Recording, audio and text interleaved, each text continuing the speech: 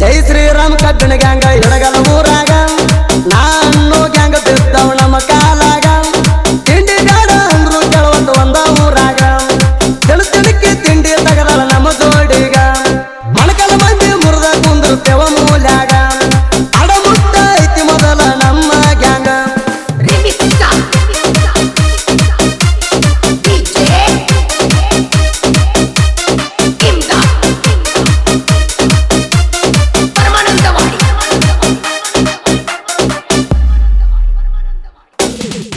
ಎಡಗಲ ಊರಾಗ ಜೈ ಶ್ರೀರಾಮ್ ಕಬ್ಬಿಣ ಗ್ಯಾಂಗ